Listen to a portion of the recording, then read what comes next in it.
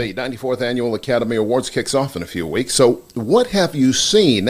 And more importantly, what do you like? We're doing movie night with one of the industry's best film critics right now.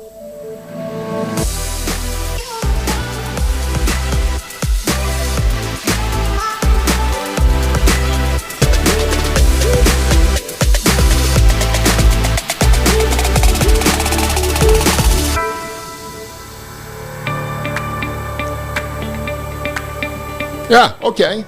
Yeah, that's the way to kick off a new season. It's the way to do it, I think. But then again, you haven't seen us in a while.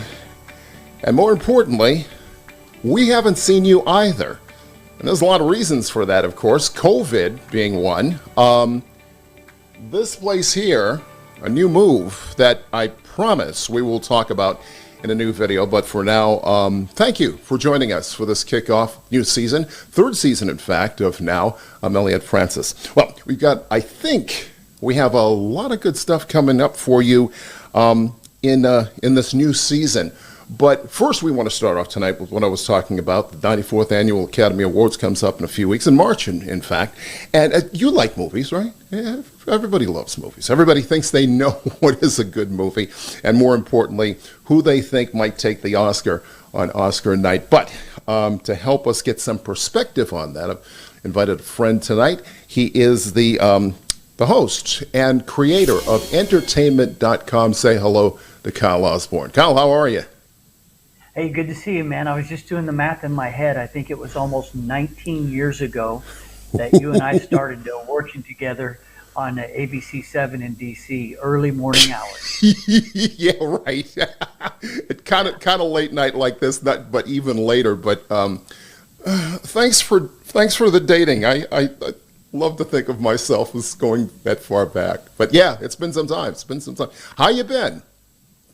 Excellent, man. I'm coming to you from 10,000 miles away. I live on a small island in Indonesia, which, 5 years ago, 10 years ago, there's no way we could do this. You and Sure. I couldn't do this. Right. But I wouldn't even be able to stay current with the movies like I can now. But now with everything being online and the big movie studios sharing direct links to a lot of their motion pictures, I could be virtually anywhere doing this. Isn't that remarkable? And a lot of that, of course, was changed by COVID. I mean, we've had some good changes and some bad changes. What are some of the changes in the industry? I mean, particularly, I think you just talked briefly about distribution. Distribution, in fact, benefits you, but for a lot of people, it's not working, or is it? Well, for the people that are trying to sell popcorn and giant-sized sodas, it's not so great. For the average consumer, most people are happy. Hey, they were kind of getting sick of going and paying a fortune to go to the movies, and the guy next to you is on his phone, and the person behind you, and the floor is sticky, and they were saying, is this really worth it? But the sort of streaming thing kind of democratized everything. You're young, you're old, you're rich, you're not as rich, you're whatever you are. Sure. They say certain products sort of make a level playing field for consumers. Like everybody can drink a Diet Coke, whether they're rich or poor or whatever, right? Yeah, right. And that's almost where we are now. How many of us have Netflix or Hulu or Amazon or HBO Max? It's mind-boggling. I've got so many streaming services now. Somebody mentions a movie or a television show to me, and I've got to ask, well, what streaming service? What service is it on? And it's a little, before we had the 3 networks and maybe a couple of UHF channels, and it's mind-boggling. But it's great. It's good. The only thing that bothers me right now, and I talk with my son about this a lot because he's in the industry, is this practice of releasing a film, first-run film in the theaters, or if they don't run it in the theaters, they run it on a streaming service and want to charge me $20 for it. That ain't happening. That's crazy. Yeah.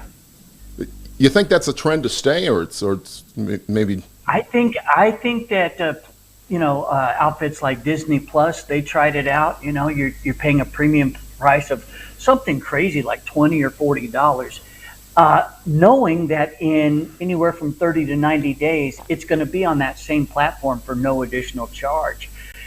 they obviously they have a lot of money, staked in these films, some of which were made before COVID. But let's take a movie like Cruella, for example. Huge budget, and how are they going to make it back just off of $6.99 a month subscription? Right. So they sort of dipped their toe into that water, but I'm not sure that it's been worth it for them. That's really created a lot of resentment. Why? Because consumers are used to what they're used to. Mm-hmm. They're not used to having to pay 20 or 30 or 40 bucks. Yeah. For something that's going to be free a little bit later on. I say free, I mean part of the normal subscription price. Yeah, right. But what I thought you were going to say is studios releasing something into theaters a week or two before streaming. Because one of the several of the movies you and I talk about over the next few weeks that are Oscar nominees are already on streaming. Why is that? Because some of the movie studios, let's take Netflix for example, all they have to do, I know you're a guild member, all you have to do to be qualified for Oscar nomination consideration is you have to play in a Los Angeles County theater for 1 week. I think long ago it was LA and New York, but the most recent rules I read were LA County, 1 week, then you can go to streaming and you still qualify as a Best Picture. No kidding. So, wow. Yeah. That's a movie that, they're doing, Netflix will flash something on the big screen just to qualify. They don't have to make money off of that exhibition in a public theater. Right, exactly. That's okay. That explains a lot for a couple of films that people have asked me. What's that? I that wasn't in the movies. I see that all over the TV. I can get that anywhere. $4.98 for a month, and I can get King Richard or whatever. But that explains a lot. That explains a lot. Talk to me about this the Oscar telecast coming up in March, I believe. Oh, should have wrote that date down. 27th. We'll get that date in just 27th. The 27th. You got bingo. It. Bingo. The 27th March. Yep. It is the longest, I guess, we've gone without a host, but this year there are going to be a few hosts. They're not. Yeah, 3 hosts or hostesses, if hostesses. You like, that's in right. Old English. We've got Amy Schumer, Regina Hall, and Wanda Sykes. That's right. 3 of them.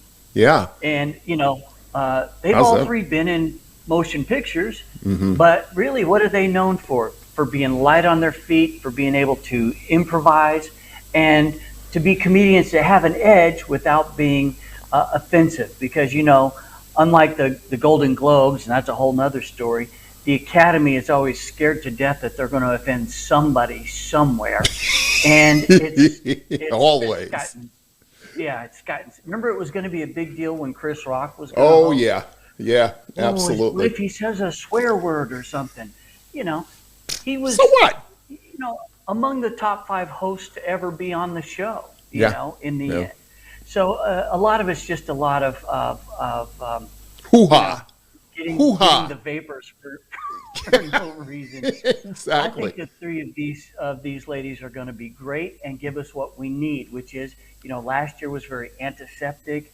Everybody's afraid to be out of, their own little safe space, and for good medical reasons. And this year we try to get back out there and make it more lively. After all, this is a show. It's a TV show, beyond anything else, and it's got to be entertaining as such. Absolutely. And speaking of entertainment, let's talk about some of the things they'll be talking about on that night. 10 nominated pictures altogether, right? Did I get my number right again? 10 nominated pictures. I don't know. It can be up to 10. I don't remember if they made it all the way exactly to 10 because it goes on a scoring system. Right. Sometimes it's like 7 or 8. Right, that's right. They change it every year, so it makes it confusing for folks like you and me, and even worse for our viewer there. So everybody's in the same boat. Let's talk about some of the ones that are really out there. Of course, the one that folks are talking about, ad infinitum, 12 nominations, The Power of the Dog.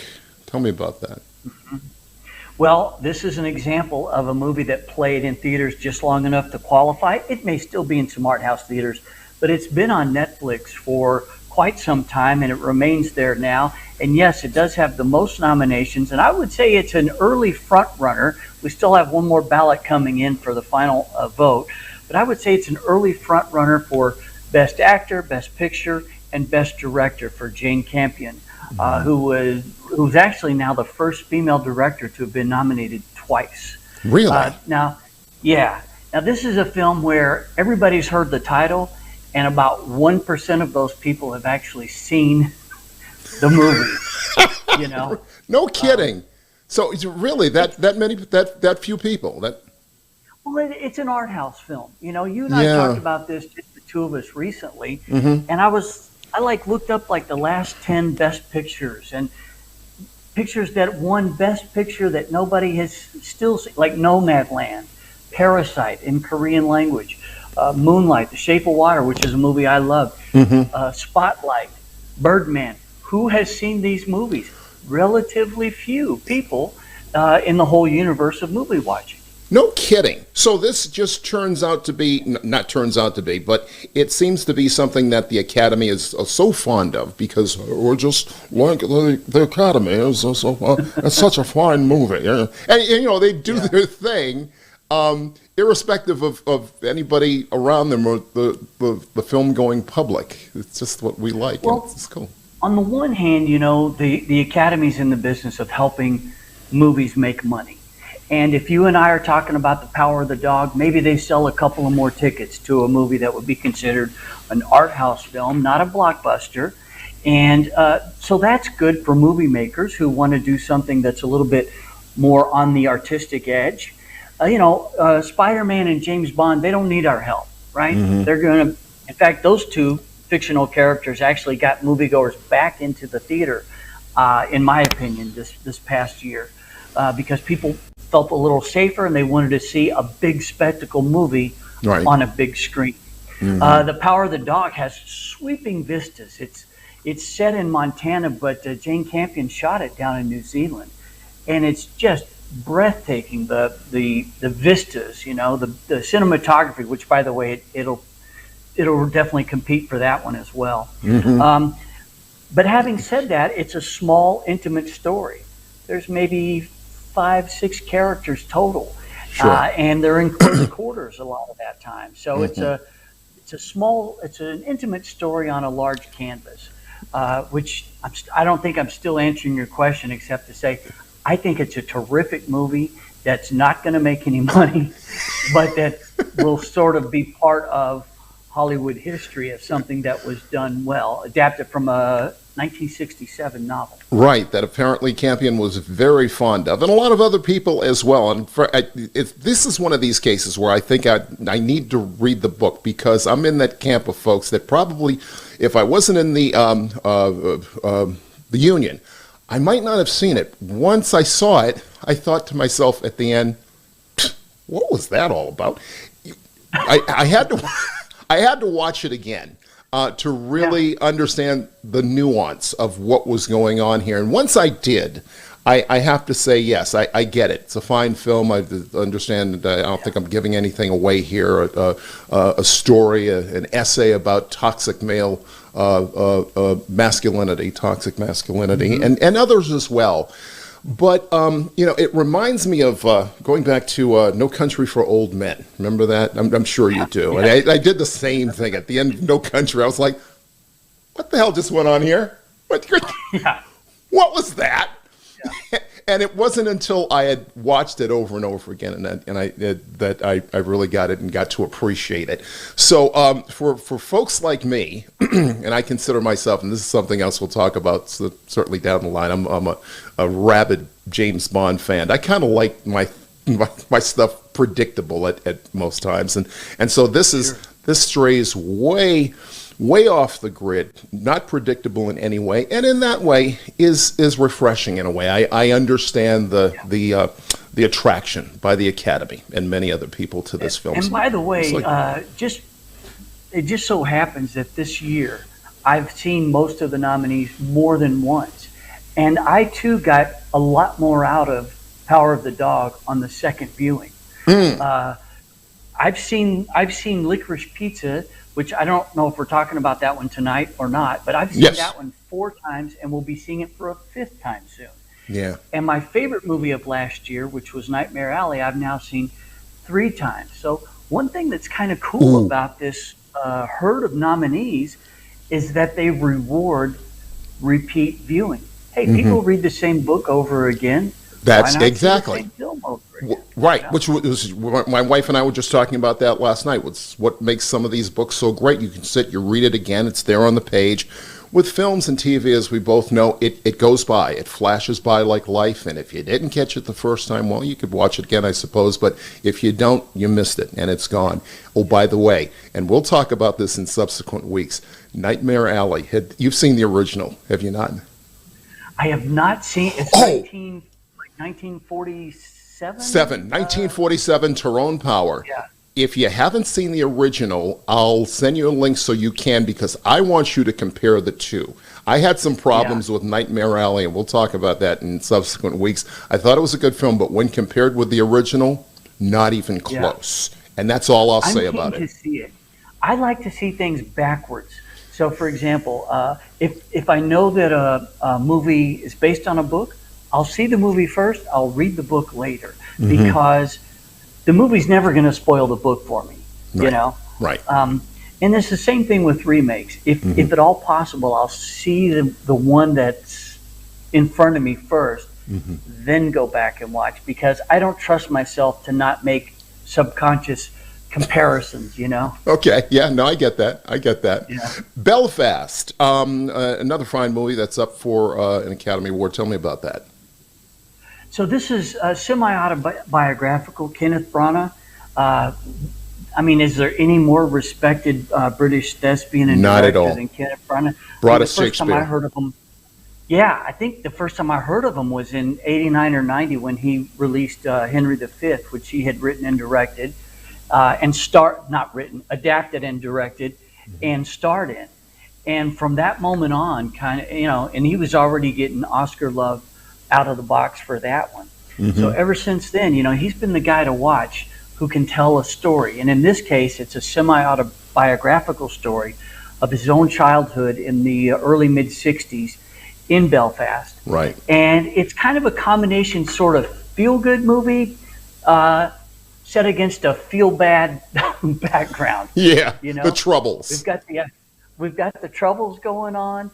This family lives on the only block that hasn't been bombed yet, that's inhabited by mostly Catholics, or it's got all that sort of tension and that mood behind it, but at the heart, it's kind of a good old-fashioned family yarn. Yeah. And Brandon's stand-in is like around age 10, I think, in the film, and there's mom and dad and the grandparents. Judi Dench as his grandmother just received the Best Supporting Actress nomination. Just lovely. Isn't she great? And again, going back to James Bond, the last time I saw her, of course, was in the role of M with the James Bond series, the final series here. And the transformation that she makes in this film is just remarkable. Do anything, man. Holy shit. Yeah. The one and only time I got to interview her, it was for one of those Riddick movies. What's the guy's name? The bald-headed guy, Vin Diesel. Yeah, Vin Diesel. Yeah, absolutely. They didn't even show us the movie. They just said, "Look, she's in it. She's in town. You can do an interview with her." Glad to do it. And a lot of those British stage veterans, they're not precious about that. They're in it for the work. They're not ashamed to be in it for the paycheck. Everyone remembers Michael Caine in the crappy Jaws movies and other terrible movies he made. And, the guy grew up poor. He's looking to, Yeah. Anyway, that's a little sidebar with Dame Judi. But the film altogether is it's just kind of a slice of life family picture. The dad could move the family out of town to a better job in a safer city, but do the kids want to go or do they want to stay? And it's just a nice little movie, in my opinion. Sure, and just to put it in perspective for a viewer who may not be familiar, wasn't around at that time, of course, the backdrop of all this, the troubles that we were talking about, is the conflict between, or in Northern Ireland and to a certain degree in England back in the 70s and earlier, between the Protestants and the Catholics and the bombings and IRA. Look it up. There's plenty of information out there about it. So it's remarkable because we remember that so clearly from just what seems to be a few years ago, and now it's just all gone. We're dealing with other problems. There's a German guy that I've befriended here on this island. There aren't many of us Westerners. Younger man. And I said, oh, yeah, he's from the Munich area. I said, oh, I'll never forget the Munich Olympics because of Mark Spitz. And then there was the situation with and there was Olympics in Munich? He wasn't kidding me. Really? Yeah, just stab me in the heart, Right? Read your history, folks. Hey, so, yeah, I hear you. Before we leave Belfast, I just mentioned, I went to know, since come off the top of my head, Jude Hill. I guess you have to write this name down. The young man who plays, who's at the center of all this. His first time around. He was remarkable, I thought, just bringing this all together. I'm a member of the Critics' Choice Association, and we have a special category for actors I think it's under 18 as our cutoff, which is great because it lets us recognize performances like his or like Philip Seymour Hoffman's son, who's in Cooper, Licorice Pizza, and so forth. And I don't know why the Oscars don't do that as well. I think it's worthwhile. Yeah, it's very rare that a kid gets an acting nomination or especially an acting award. But you're right, that one's right up there. Yeah, Shirley Temple and Tatum O'Neal, and that's it. That's right. Tatum O'Neal's 1973. Woo! Look at him! I told you this guy was good. I might be off by one. But yeah, that's I remember okay. Seeing it Yeah, we'll give it to you. Let's talk about Licorice Pizza. Oh boy, let me tell you, whoever did the trailer on Licorice Pizza should be given an award, because I saw the trailer in a theater, in fact, and I thought to myself, oh yeah, that's something I want to see. I got to Licorice Pizza and I kind of I fanned back and forth for a while, but by the end of the film, I was a big fan. Tell me about that. Well, the first time I saw the film, and I'm going to write a new review because I was kind of snarky, even though I put it in my top 10 for the year. I said, what do you know? Paul Thomas Anderson has made a perfect Cameron Crowe movie. And the reason I said that is because Cameron Crowe is, he's a guy who loves nostalgia and sort of shooting things in that golden light of the setting sun of Southern California, and I love his movies, whereas Paul Thomas Anderson, like, his stuff gets really dark, man. I mean, yeah. There will be blood and a phantom thread and, stuff like that. So here he's made this movie that just has a big smile on its face, and it's shot like so many of his others in the San Fernando Valley there in the LA area. And but this one is just kind of, to me, it's kind of a free-form stream of consciousness.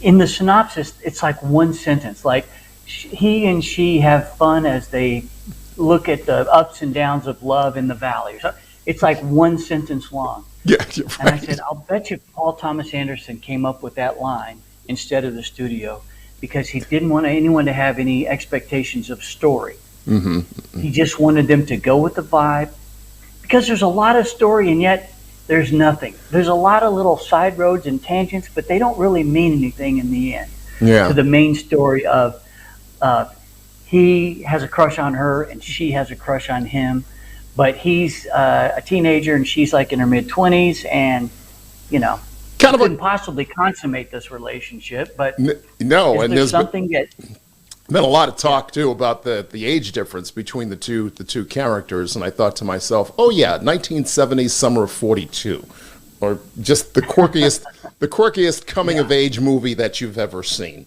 in your life. Yeah. But, yeah, I mean, it's a big fun ride. And oh, by the way, and you mentioned him just a second ago, it wasn't until I was in LA last week with my son, who I mentioned in the business, and he says, "Yeah, Dad, that's Philip Seymour Hoffman's son." Oh, really? Cooper Hoffman, huh? Wow, good for him. Nice. And by the way, playing, what is his name? Essentially, this is a look at actor producer Gary Getzman's life, I Yes, suppose. Yeah, that's if correct. I can mention Yeah. that. So if Paul the viewer can follow on that. Paul Thomas Anderson didn't want to mention that initially, but now he's finally given up, and he's like, yeah, Gary Getzman, who was a child actor and is now works in the film industry. Mm-hmm. He's, I think, older than we are at this point. It would be something. Yeah. So in other words, this isn't his memories from yesterday, but yeah, a lot of those were his stories, like going to New York to be on a variety show appearance with Lucille Ball, different little things like that. But you know what? Let me just put it this way: I've seen it 4 times. I will have seen it 5 times within the next week or so, because the studio keeps sending new links. I think they really want us to talk it up because it's not doing as much business as probably it should be doing. Yeah. And that'll be helped when it arrives on a streaming platform. I think it's exclusively in theaters right now. Yeah. But if you just want to chill, watch 2 characters who really kind of captivate you from the very beginning, and then there's these little tangents that it goes on.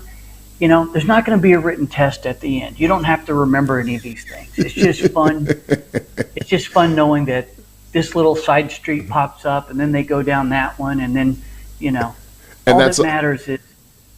And that's all you want. You know, Fun. Yeah, Just grab the popcorn. Let's have some fun. That's it. And I say that at the end of the day, again, going back and forth with people. Well, I didn't get this out of the movie. This movie meant the existential blah blah blah. Did you have fun? Did you laugh? You know, that's all that matters to me. So, King Richard, getting a lot of buzz because of its leading actor, I suppose.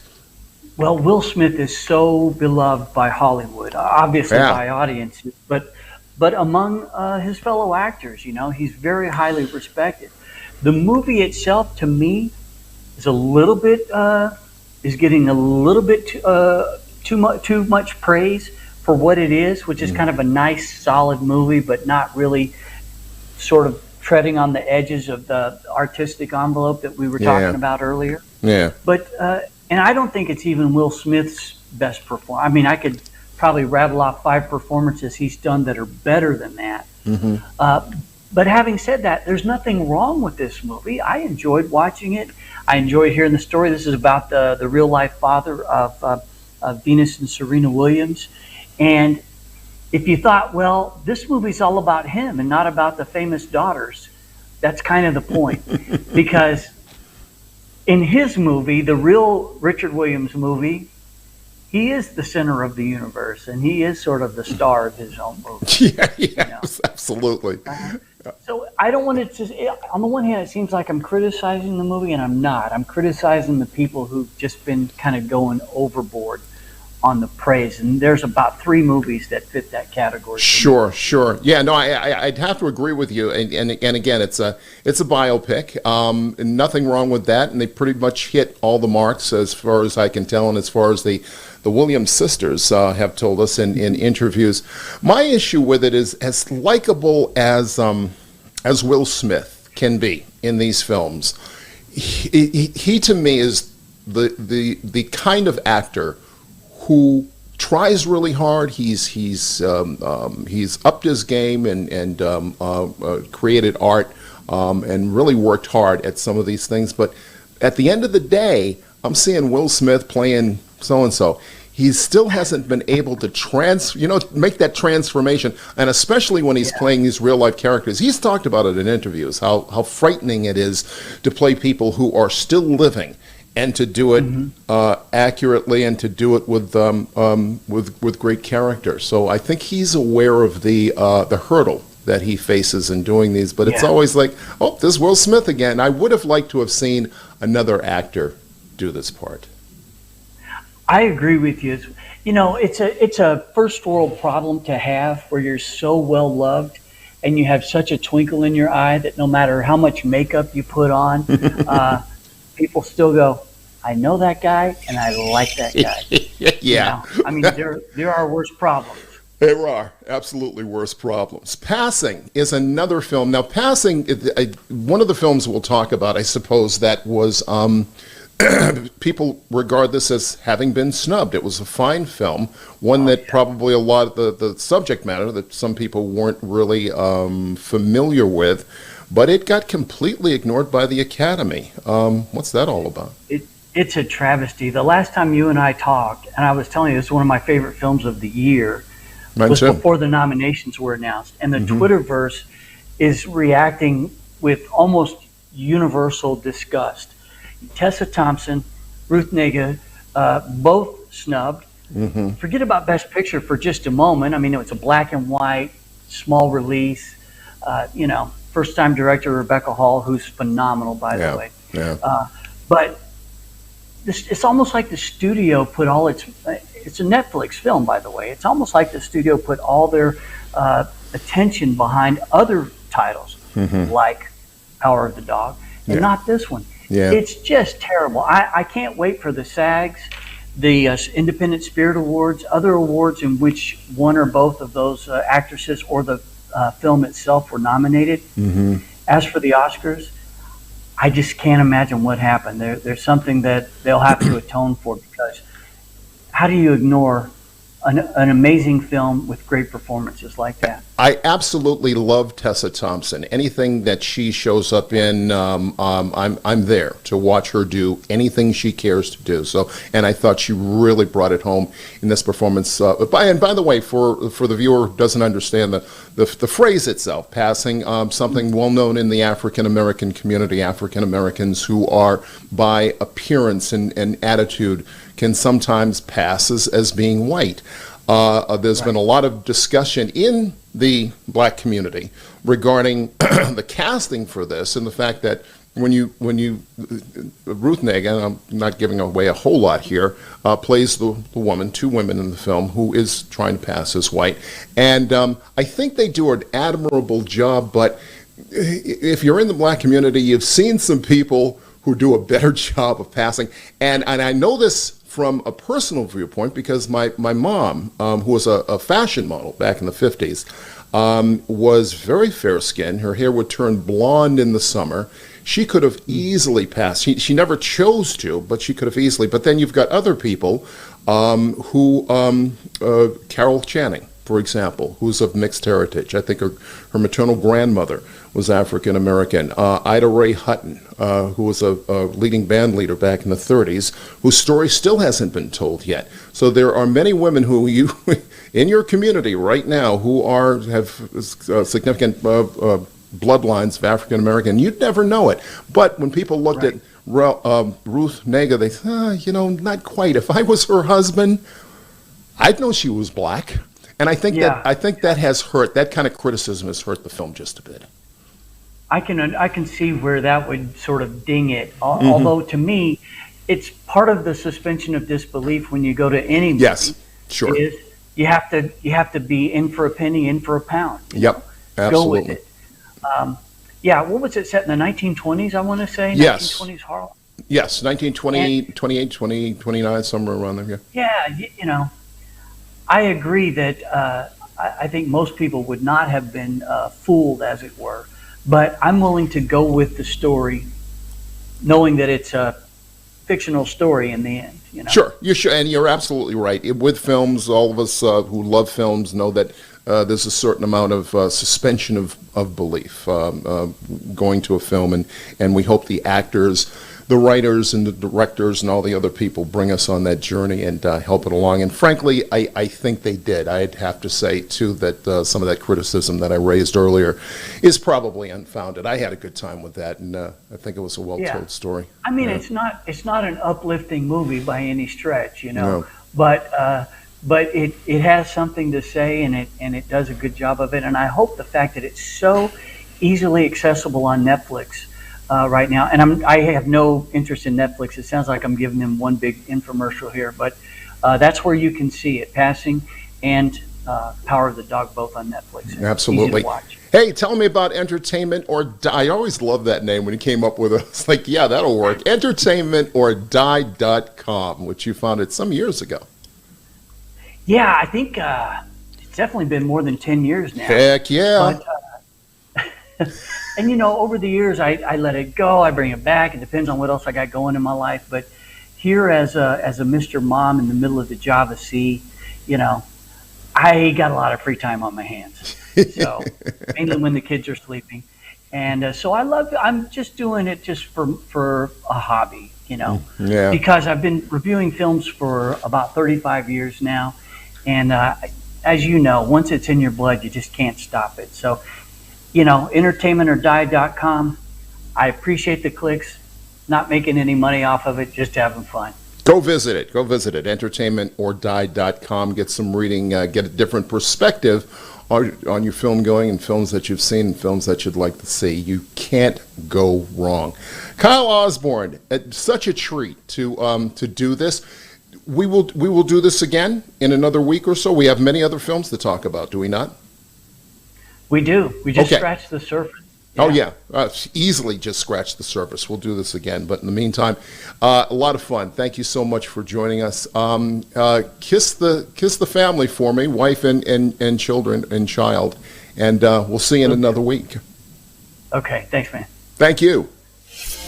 And thank you for joining us for this first episode of the third season of Now. Remember to like us on Facebook, subscribe to our YouTube channel, and be sure to come back right here next week, same time, for another edition of Now. Till then, take care.